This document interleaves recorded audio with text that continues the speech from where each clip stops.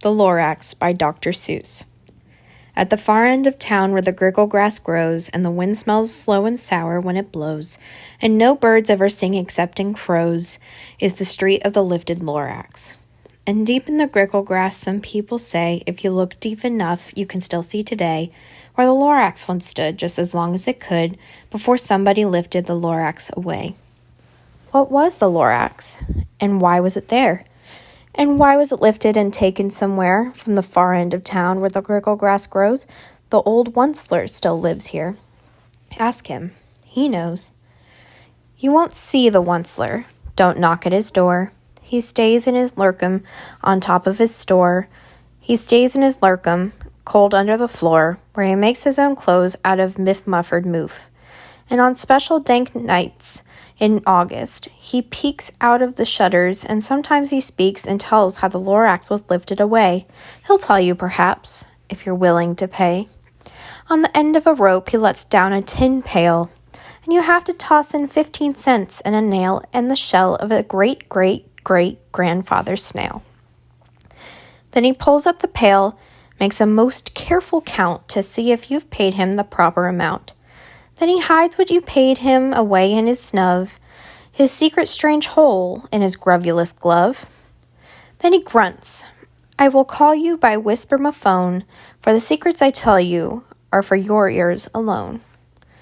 Slup, down slups the whisper-ma-phone to your ear, and the old Onceler's whispers are not very clear, since they have come down through a snurgly hose, and he sounds as if he had smallish bees up his nose. Now I'll tell you, he says, with his teeth sounding gray, how the Lorax got lifted and taken away. It all started way back, such a long, long time back. Way back in the days when the grass was still green, and the pond was still wet, and the clouds were still clean. And the song of the swami swans rang out in space. One morning I came to this glorious place, and I first saw the trees, the truffula trees, the bright-colored tufts of the truffula trees, mile after mile in the fresh morning breeze. And under the trees I saw brown barbaboots, frisking about in their barbaloot suits, as they played in the shade and ate truffula fruits. From the ripulous pond came the comfortable sound of the humming fish humming while splashing around. But those trees, those truffula trees, all my life I'd been searching for trees such as these. The touch of their tufts was much softer than silk, and they had the sweet smell of fresh butterfly milk. I felt a great leaping of joy in my heart. I knew just what I'd do. I unloaded my cart. In no time at all, I had built a small shop. Then I chopped down a truffula tree with one chop. And with great skillful skill and with great speedy speed, I took the soft tuft, and I knitted a thneed. The instant I'd finished, I'd heard a gazump. I looked, I saw something pop out of the stump of the tree I'd chopped down. It was sort of a man. Describe him, that's hard, I don't know if I can. He was shortish and oldish and brownish and mossy, and he spoke with a voice that was sharpish and bossy. Mister, he said with a sawdusty sneeze, I am the Lorax. I speak for the trees. I speak for the trees have no tongues, and I'm asking you, sir, at the top of my lungs. He was very upset as he shouted and puffed, What's the thing you've made out of my truffula tuft? Look, Lorax, I said, there's no cause for alarm. I chopped just one tree. I am doing no harm. I'm being quite useful. This thing is a thneed. A thneed's a fine something that all people need. It's a shirt, it's a sock, it's a glove, it's a hat. But it has other uses, yes, far beyond that. You can use it for carpets, for pillows, for sheets, or curtains or covers for bicycle seats. The Lorax said, Sir, you are crazy with greed. There is no one on earth who would buy that fool thneed. But the very next minute I proved he was wrong, for just at that minute a chap came along, and he thought that the thneed I had knitted was great. He happily bought it for $3.98. I laughed at the Lorax, you poor stupid guy. You never can tell what some people will buy. I repeat, cried the Lorax, I speak for the trees. I'm busy, I told him. Shut up, if you please. I rushed across the room and in no time at all built a radiophone. I put in a quick call. I called on my brothers and uncles and aunts, and I said, "Listen here. Here's a wonderful chance for the whole Onceler family to get mighty rich. Get over here fast. Take the road to North Nitch. Turn left at Weehawken, sharp right at South Stitch." And in no time at all in the factory I built, the whole Onceler family was working full tilt. We were all knitting thneeds, just as busy as bees, to the sounds of the chopping of truffula trees. Then, oh baby, oh, how my business did grow! Now chopping one tree at a time was too slow, so I quickly invented my super axe hacker, which whacked off 4 truffula trees in one smacker. We were making thneeds 4 times as fast as before, and that Lorax, he didn't show up anymore. But the next week he knocked on my new office door. He snapped, "I'm the Lorax who speaks for the trees, which you seem to be chopping as fast as you please. But I'm also in charge of the brown barbaloots, who played in the shade in their barbaloot suits, and happily lived eating truffula fruits. Now, thanks to your hacking my trees to the ground, there's not enough truffula fruit to go round. And my poor barbaloots are all getting the crummies because they have gas and no food in their tummies. They loved living here, but I can't let them stay. They'll have to find food, and I hope that they may. Good luck, boys," he cried, and he sent them away. I, the Onceler, felt sad as I watched them all go. But business is business, and business must grow, regardless of crummies and tummies, you know. I meant no harm, I most truly did not, but I had to grow bigger, so bigger I got. I biggered my factory. I biggered my roads. I biggered my wagons. I biggered the loads of the thneeds I shipped out.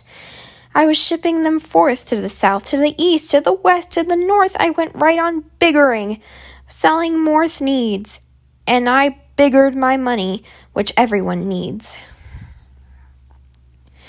Then again he came back. I was fixing some pipes when that old nuisance Lorax came back with more gripes.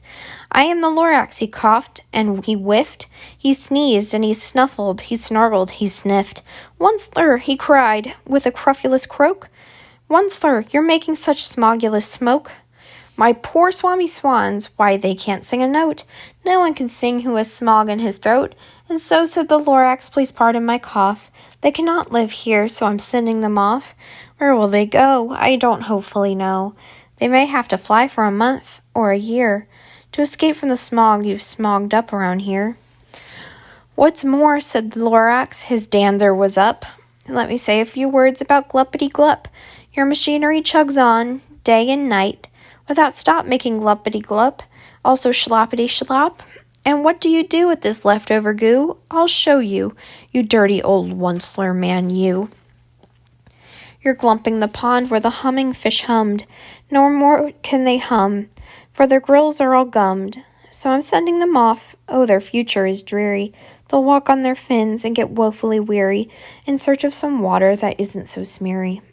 And then I got mad. I got terribly mad. I yelled at the Lorax, "Now listen here, Dad. All you do is yap yap and say bad, bad, bad, bad. Well, I have my rights, sir, and I'm telling you I intend to go on doing just what I do. And for your information, you Lorax, I'm figuring on biggering and biggering and biggering and biggering, turning more truffula trees into thneeds, which everyone needs." And at that very moment we heard a loud whack. From outside in the fields came a sickening smack of an axe on a tree. Then we heard the tree fall, the very last truffula tree of them all. No more trees, no more thneeds, no more work to be done. So in no time, my uncles and aunts and everyone all waved my goodbye. They jumped into my cars and drove away under the smoke-smuggered stars. Now all that was left beneath the bad-smelling sky was my big empty factory, the Lorax, and I. The Lorax said nothing, just gave me a glance, just gave me a very sad, sad backwards glance. As he lifted himself by the seat of his pants, I'll never forget the grim look on his face when he hoisted himself and took leave of this place through a hole in the smog without leaving a trace. And all that the Lorax left here in this mess was a small pile of rocks with one word, unless. Whatever that meant, well, I just couldn't guess. That was long, long ago. But each day since that day I've sat here and worried away. Through the years, while my buildings have fallen apart, I've worried about it with all of my heart. But now, says the Onceler, now that you're here, the word of the Lorax seems perfectly clear. Unless someone like you cares a whole awful lot, nothing is going to get better. It's not. So, catch, calls the Onceler. He lets something fall. It's a truffula seed. It's the last one of all. You're in charge of the last of the truffula seeds, and truffula trees are what everyone needs. Plant a new truffula, treat it with care, give it clean water, and feed it fresh air. Grow a forest, protect it from axes that hack. Then the Lorax and all of his friends may come back.